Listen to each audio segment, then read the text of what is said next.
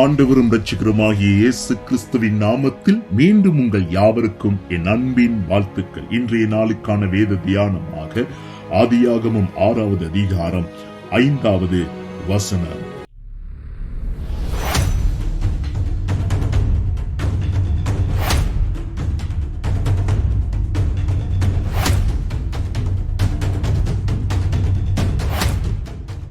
மனுஷருடைய அக்கிரமம் பூமியிலே பெருகினது என்றும் அவன் இருதயத்தின் நினைவுகளின் தோற்றமெல்லாம் நித்தமும் பொல்லாததே என்றும் கர்த்தர் கண்டு தாம் பூமியிலே மனுஷனை உண்டாக்கினதற்காக கர்த்தர் மனஸ்தாபப்பட்டார்.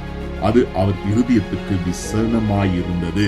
பிரியமானவர்களே, நாம் நேற்றைய நாளிலும் பார்த்தோம், இந்த நாட்களில் தொடர்ந்து பார்த்தோம். காயினை குறித்தும் செத் என்கிற பரம்பரை குறித்து பார்த்தோம். ஆக இந்த 6வது அதிகாரத்திலே நேற்று நான் குறிப்பிட்டது போல அங்கே செத்துடைய பரம்பரை, இந்த ஆவிக்குரிய பரம்பரை காயினுடைய பரம்பரையோடு போய் சம்பந்தம் கலந்து அவருடைய பாவங்கள் அக்கிரமங்களோடு இவர்களும் அதில் இணைந்ததனுடைய விளைவாக வேதம் இப்படி சொல்லுகிறது, மனுஷனுடைய அக்கிரம் பூமியிலே பெருகினது, அவன் இருதயத்தின் நினைவுகள் தோற்றமெல்லாம் நித்தமும் பொல்லாதது என்று கர்த்தர் கண்டார்.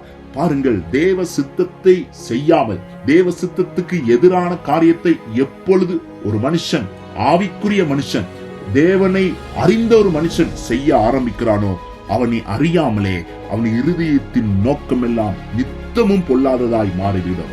அவன் செய்களெல்லாம் அதன் பிறகு மிக மிக பொல்லாததாய் மாறிவிடும். ஆக நாம் உலகத்திலிருந்து வேறு பிரிக்கப்பட்டவர்கள். நாம் உலகத்தின் அசுத்தத்துக்குள் மீண்டும் போகக்கூடாது. தேவனுக்கு விருப்பமில்லாத காரியங்களில் போய் நாம் சிக்குண்டு போகக்கூடாது.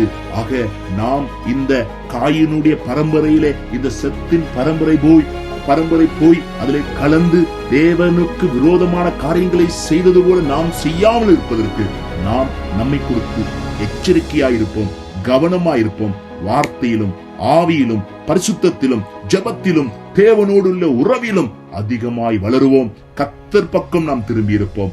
உலகத்தின் பக்கம் போகாதபடி, உலகத்தின் இச்சைகளின் பக்கம் போகாதபடி கர்த்தரை சார்ந்து அர்ப்பணிப்புள்ள ஒரு வாழ்க்கை வாழ்வோமாக என்று இந்த ஆண்டிலே உங்களை வாழ்த்துகிறேன், ஆசீர்வதிக்கிறேன்.